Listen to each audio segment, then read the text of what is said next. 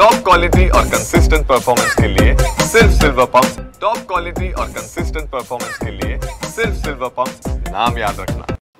नाशिक शहरामध्ये जी परवा रात्री जो इन्सिडेंट झालेला होता त्यामध्ये गंभीर स्वरूपाचे गुन्हे दाखल करण्यात आलेले आहेत। रायटिंग आणि अटेम्प्ट टू मर्डर या सेक्शन्स खाली गुन्हे दाखल करण्यात आलेले आहेत। आम्ही स्पॉटवरून 15 आरोपी जे दंगल करत होते त्यांना ताब्यात घेतलेलं होतं। त्याचबरोबर साधारण 70 मोटरसायकल्स आणि बाईक्स आम्ही ताब्यात घेतलेले होते की जे लोक सोडून पळून गेलेले होते, जी दंगल करणारी लोक होती ती। त्याचबरोबर आमचे जे अधिकारी अंमलदार स्पॉटवर होते त्यांनी ओळखलेले लोक जे आहेत ती साधारण 54-55 लोकांची नावं आम्ही FIR मध्ये टाकलेली आहेत। आणि याच्यानंतर जे 15 लोक अटक झाले तर त्या अटक झालेल्या लोकांना कोर्टात हजर करण्यात आलं। त्यांची पोलीस कस्टडी काल आम्हाला मिळाली आणि त्याच्या इंट्रोगेशनमधून जे अधिक नावं येत आहेत तर त्यांच्यावर कारवाई करण्याचं काम चालू आहे। आम्हाला 2-3 दिवसापासून इनपुट्स होते की काही लोकांची माथी भडकवण्याची कामं करत आहेत आणि त्या दृष्टीने आम्ही आमचा बंदोबस्त प्लॅन केलेला होता। SRPFच्या 3 कंपन्या आपण नाशिक शहरामध्ये बोलवलेल्या होत्या। त्याचबरोबर आमचं सर्व पोलीस दल हे अलर्टवर होतं आणि त्यामुळेच ज्या वेळेला इन्सिडेंट झाला त्यावेळेला आपण अतिशय क्विक रिस्पॉन्स आणि स्ट्रॉंग रिस्पॉन्स या ठिकाणी करू शकलो। तर ती जी लोकं आहेत की जी याच्यामध्ये लोकांना भडकवण्यामध्ये ज्यांचा सहभाग आहे तर त्यांची काही नावं आम्हाला मिळालेली आहेत। त्याचबरोबर इतरही काही नावं असतील त्यांचा इन्व्हेस्टिगेशनमध्ये तपास करून त्यांच्यावर कायदेशीर कारवाई करण्यात येईल। सर, ही जी नावं आहेत संशयित आरोपींची, यामध्ये काही राजकीय पक्षांशी संबंधित देखील लोक असल्याचं समोर येत आहे। नेमकं त्यांचा यामध्ये कशा पद्धतीने संबंध? आम्ही हा जो काही तपास करतोय तो फक्त गुन्ह्यामध्ये इन्व्हॉल्व्ड आहेत तर त्या लोकांवर आम्ही कारवाई करणार आहे। ते त्यांचा बॅकग्राऊंड काय आहे किंवा ते राजकीय आहेत किंवा नाही आहेत ह्यांचा आमचा काही संबंध नाही। जर कोणी इन्व्हॉल्व असलं तरी आम्ही त्याच्यावर कारवाई ही करणार।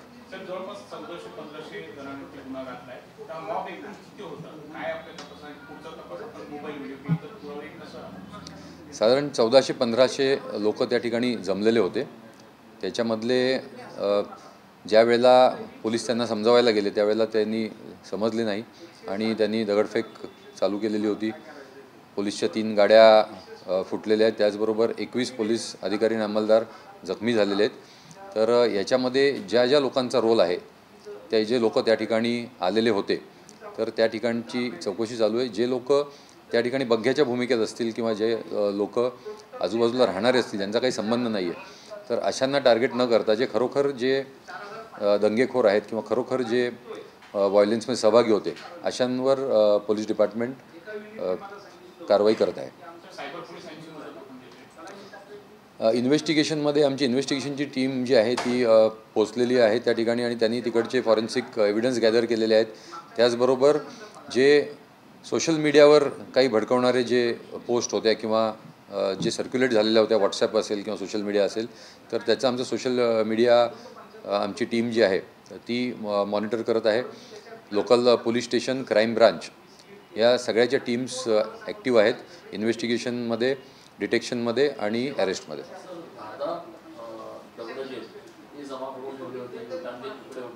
इतक्या दिवसापासून हे सगळं या लोकांकडे जर यांची तयारी सुरू होती एक प्रकारे तर मग आपल्याला हे का बरं डिटेक्ट नाही झालं? आपण इंटेलिजन्स किंवा आपले जे गुप्तचर लोक आहेत किंवा ज्या काही सोर्सेस आहेत ती कुठेतरी फेल झाले का या सगळ्या गोष्टीमध्ये?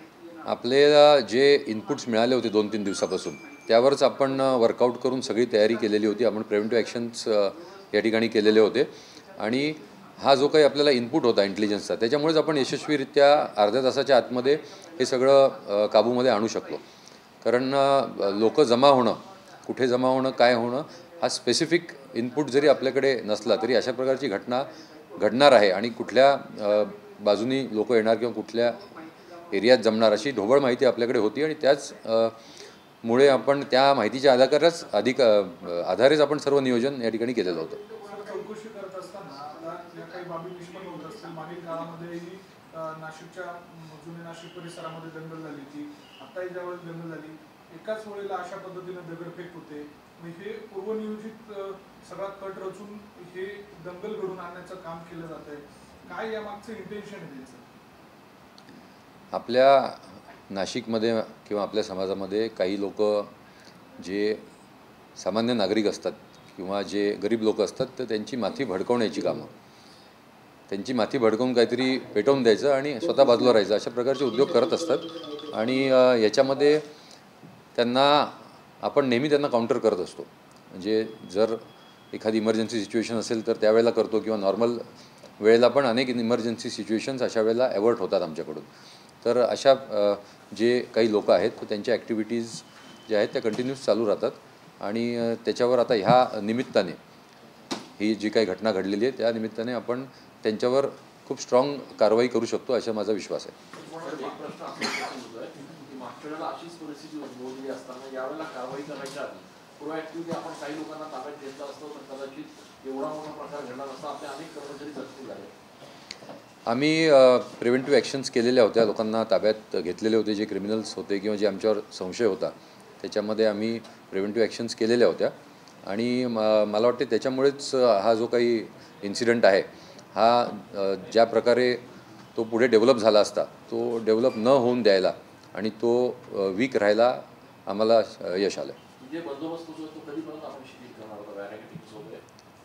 आता सध्या परिस्थिती पूर्णपणे नॉर्मल आहे, पण खबरदारीचा उपाय म्हणून आम्ही त्या ठिकाणी बंदोबस्त ठेवणार. 1-2-3 दिवस बंदोबस्त त्या ठिकाणी राहील. आणि स्थानिक नागरिकांना कुठलाही त्याचा त्रास होणार नाही किंवा त्यांच्या मुवमेंटला त्रास होणार नाही अशा प्रकारे आम्ही फक्त बाहेरून कोण लोक येणार असतील तर त्यांच्यापुरतं आम्ही तो बंदोबस्त त्या ठिकाणी ठेवणार आहे. 1400 लोकांवरती गुन्हा दाखल झालेले आहेत. या सगळ्या लोकांना ताब्यात घेणार आहात आणि अजून काही जे गुन्हे दाखल करणार आहात? याच्यामध्ये आपण जे 1400 ते 1500 लोकांना इतर अज्ञात लोकांना आपण आरोपी बनवलेले आहेत तर ते कोण लोक होते, त्यांचा रोल काय होता याचा तपास चालू आहे. आमचा प्राथमिक फोकस जो आहे हा 2 गोष्टींवर आहे. एक तर याच्यामध्ये कोणी लोकांना भडकवलेलं आहे ते महत्त्वाचे लोक, आणि त्याच्यानंतर कोण लोक या ठिकाणी आलेले होते आणि त्यांनी दंगलीत सहभाग घेतला. अशा प्रकारे 2 अँगल्सवर आम्ही काम करत आहे आणि लवकरच आपण त्याच्यामध्ये अरेस्टमध्ये आपण यशस्वी होऊ. सर, याच्यामध्ये सुप्रीम कोर्टामध्ये तिथले जे ट्रस्टी आहेत ते गेलेले होते. मनपावर देखील त्यांनी काही प्रश्न उपस्थित केले, उच्च न्यायालयावर केले आणि पोलिसांवरही केलेले आहे. त्या सगळ्या संबंधी आपण काय पुढची कारवाई करतो? याच्यामध्ये जे ट्रस्टी आहेत ते मला 1 दिवसापूर्वी भेटलेले होते आणि त्यांनी अशी भूमिका घेतलेली होती की हायकोर्टच्या निर्णयाप्रमाणे आम्ही ते जे काही स्ट्रक्चर आहे ते आम्ही आमचं काढून घेतो. आणि आम्ही त्यांना सांगितलेलं होतं की तुम्ही तसं काढून घेताय तर आम्ही आमची काय हे नाही, तुम्ही काढून घ्या. त्यावेळेला त्यांनी कुठल्याही सुप्रीम कोर्टमध्ये ते गेलेले आहेत किंवा अशा प्रकारचं काही आहे काहीच सांगितलेलं नव्हतं. आणि त्या दिवशी रात्री जेव्हा घटना घडली तेव्हा दर्ग्याचे जे ट्रस्टी आहेत आणि काही प्रॉमिनंट समाजातली लोक आहेत हे त्या ठिकाणी प्रार्थना करून ते स्ट्रक्चर काढून घेण्याच्या तयारीमध्ये होते. त्याच वेळेला त्यांना दुसऱ्या एका मॉबनी अपोज करून ही घटना घडलेली आहे. त्यामुळे अशा प्रकारचं काही असतं तर त्या दिवशी त्यांनी जी आमच्याबरोबर मिटिंग केली तर त्यावेळेला त्यांनी ते सांगायला पाहिजे होतं, ते त्यांनी सांगितलं नाही आहे. आणि त्याचबरोबर त्यांनी ती स्वतःहून आम्ही काढून घेतो अशा प्रकारची भूमिका त्या ठिकाणी घेतलेली होती.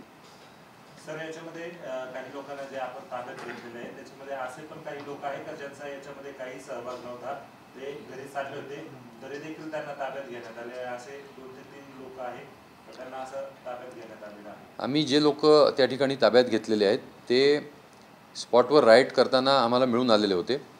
इतर काही लोक जे आहेत ज्यांना आम्ही फक्त 15च लोक ताब्यात नव्हते घेतले, काही आणखीन 4-5 जण आमच्या ताब्यात होते पण त्यांचा त्यात सहभाग नव्हता तर त्यांना आम्ही त्या ठिकाणून व्हेरीफाय करून सोडून दिलेलं आहे. पण जे आमच्यासमोर राईड करत होते किंवा जे आमच्यासमोर हिंसक कारवाईमध्ये सहभागी होते तर त्या लोकांना आम्ही फक्त अटक केलेली. हे राजकीय व्यक्तींची जी नावं समोर येतात ज्यामध्ये ठाकरेंच्या शिवसेनेच्या असतील, काँग्रेसच्या असतील किंवा शरद पवारांच्या राष्ट्रवादीचे, यांचं नेमकं इंटेन्शन काय होते? हे त्या ठिकाणी उपस्थित होते की यांनी काही सोशल मीडियावर काही वेगळ्या पोस्ट केल्या त्यामुळे हा सगळा वादंग घडला? आम्ही कुठल्याही पॉलिटिकल अँगलनी तपास करत नाही, फक्त लिगल अँगल जो लॉचा जेवढा अँगल आहे त्यांनीच हा तपास होईल आणि जे लोक त्यामध्ये इन्व्हॉल्ड असतील त्यांच्यावर कारवाई होईल. ज्या लोकांना ताब्यात घेतलं त्यांच्यापैकी काही म्हणजे प्रिव्हियस रेकॉर्ड्स असलेले आहेत? ज्या लोकांना आम्ही ताब्यात घेतलेलं आहे त्याच्यामध्ये काही रेकॉर्डवरचे क्रिमिनल्स आहेत. पुढे पण आम्हाला आणखीन बरीचशी जी नावं मिळालेली आहेत तर तेही रेकॉर्ड त्यांचा क्रिमिनल रेकॉर्ड असलेले क्रिमिनल्स आहेत. आणि आज पण आमचे जे काही पोलीस कस्टडी आणि आमचे इंटरोगेशन चालू आहेत त्यातूनही काही नावं फुले आली, त्यांचाही क्रिमिनल रेकॉर्ड आहे.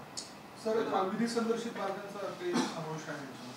आत्तापर्यंत जी तपास आपण केलेला आहे त्यामध्ये विधिसंघर्षित बालक जे आहेत ते आपल्याला मिळून आलेले नाही आहेत, पण जे बाईक्सवर आलेले जे 70 बाईक्स आपण ताब्यात घेतलेले आहेत की जे लाठीचार्ज सुरू झाल्यावर त्या बाईक्स तिकडे टाकून पळून गेले, तर त्याच्या बाईक्सवर कोण आलेलं होतं आणि त्यांचे काय वय होती, मग ते सज्ञान होते की विधिसंघर्षित होते, याच्याबद्दल आम्ही तपास करून पुढील कारवाई करतो. समोरच्या काही लोकांचं असं म्हणणं आहे गरिमा ट्रस्टच्या की हे बाहेरून आलेले लोक होते, इथले स्थानिक नव्हते, त्यांना त्यांचे काही ॲड्रेस म्हणा किंवा काही त्याचे आयडेंटिटी प्रूफ काही आलेत आपल्याकडे.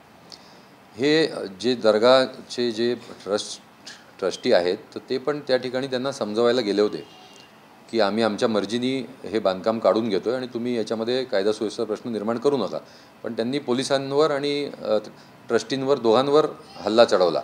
आणि ही जी लोकं होती ही बाहेरून आलेली होती, आजूबाजूच्या परिसरातली, आणि ते स्थानिक परिसरातले लोक त्यामध्ये नगण्य किंवा कमी होते.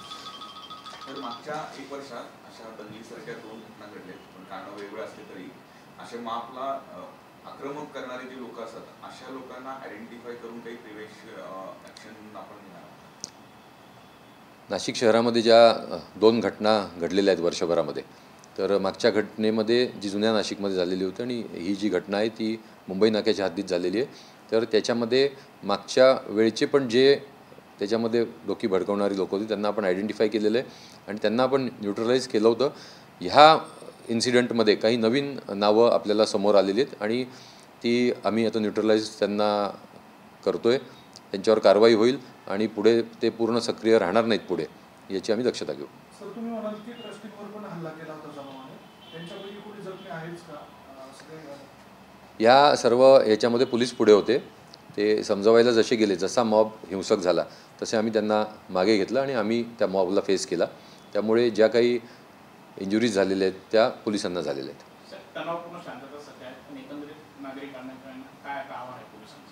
नाशिक शहरामध्ये कुठलाही तणाव नाही, फक्त शांतता आहे आणि पूर्ण हसत खेळत शहर पूर्ण चालू आहे. दुसऱ्या दिवशी सकाळीच सर्व जीवन जे आहे ते पूर्वपदावर आलेलं होतं. There is 0 tension in city आणि कुठल्याही प्रकारचा प्रॉब्लेम या ठिकाणी नाही आहे.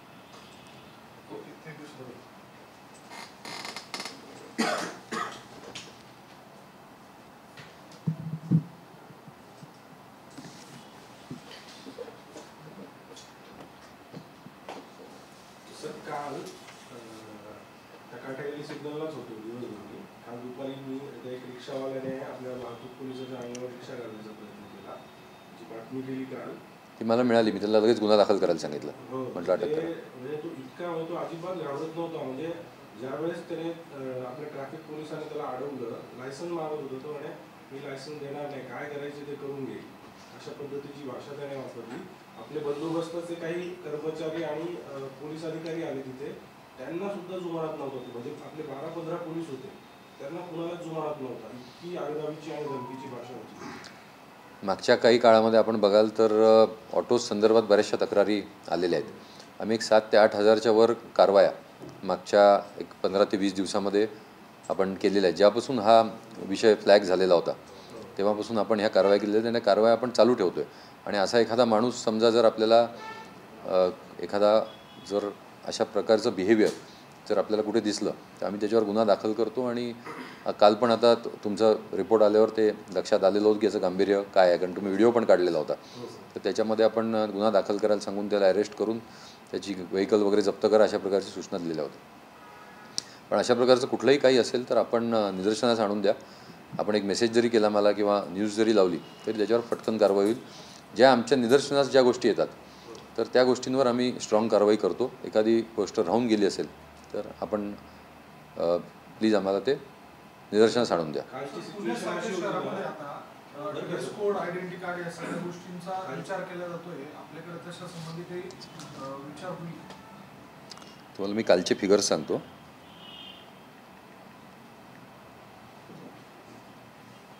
कालची सिच्युएशन अशी होती की तिथे असल्यामुळे ती घटना लगेच लक्षात आली आणि तिथे पोलीस आपल्या कर्मचाऱ्यांना आम्ही सपोर्ट केला तिथे की तुम्ही कारवाई करायचं. नाहीतर इतर वेळेस काय होतं की ते रिक्षावाले आरगावी करतात, धमकीची भाषा देतात. कालचा डाटा माझ्याकडे आहे. 7,508 या केसेस या आपल्याकडे झालेल्या आहेत. मग ते विदाऊट ड्रेस असतील, फ्रंट सीट असेल, विदाऊट नंबर असेल, विदाऊट युनिफॉर्म असेल, स्क्रॅप रिक्षा असेल, गुन्हेगार चालक जे रिक्षा चालवत आहेत तशा प्रकारे आपण एक 20 दिवसात 7,508 कारवाई केलेल्या आहेत आणि जोपर्यंत हा पूर्ण ऑटोचा सिनारिओ नीट होणार नाही तोपर्यंत आम्ही ह्या कारवाई चालू ठेवू. मी आपल्याला आणि आपल्यामार्फत नागरिकांनाही माझं आव्हान आहे की अशा प्रकारचं कुठेही आपल्याला जर एखादा इन्सिडेंट जाणवला किंवा एखादा कोणी आपल्याशी अरोगंटपणे वागत असेल किंवा कायद्याचं उल्लंघन करत असेल तर आपण 112 नंबरवर कॉन्टॅक्ट करा किंवा CP व्हॉट्सॲपचा नंबर आपल्याला दिलेला आहे. त्या संबंधित रिक्षाचा फोटो किंवा नंबर काढून आपण CP व्हॉट्सॲपवर टाकून आपली कंप्लेंट करू शकतात. त्वरित कारवाई करण्यात येईल.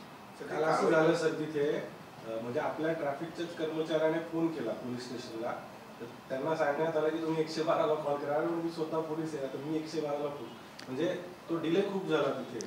काय मागच्या 2 दिवसापासून हे जे काही बंदोबस्त मोठ्या प्रमाणावर चालू आहे तर त्याच्यामध्ये आमचे सर्व अधिकारी आणि अंमलदार त्याच्यामध्ये दिवस रात्र लागलेले आहेत. म्हणजे आम्ही बरेच जणांना 2-3 तास ड्युटीजला रेस्ट देऊन त्यांना परत सकाळी आम्ही फिक्स पॉईंटवर लावतो आहे. त्यामुळे पोलीस स्टेशन्सचं मॅनपॉवर जे आहे ते थोडं कमी आहे पण तरी पण आम्ही ज्या पेट्रोलिंग मोबाईल्स आणि बीट मार्शल व्हॅन्स आहेत ज्या 112ला कॉल करतात त्या आम्ही कुठेही बंद केलेल्या नाही, त्या सर्व ॲक्टिवेटेड आहेत. तर मला वाटते आज 1-2 दिवसाचं तो हिकअप असेल. सर कारवाई जे केलं तुम्ही 7,000 ते रिक्षा जप्त करतात की लायसन्स जप्त करून त्यांना रिक्षा रिटर्न करतात? नाही, ते डिपेंडिंग अपॉन काय तुमच्या ग्रॅव्हिटी आहे. जर सिरियस काही त्याच्यामध्ये असेल तर ते सीज करतात ऑटो. पण जर तुम्ही विदाऊट ड्रेस आहे किंवा फ्रंट सीट घेतलेली अशा प्रकारची जे किरकोळ गोष्टी आहेत तर त्यांना फाईन मारून ते सोडतात. पोलीस आणि RTO विभागाची संयुक्त कारवाई आहे का फक्त पोलिसांची? कारण RTO कुठेही सगळ्या आम्ही पोलीस आणि RTO संयुक्त कारवाई चालू केलेली होती पण आपण बघता की RTOकडे पण मॅनपॉवर कमी असतं बरंचसं.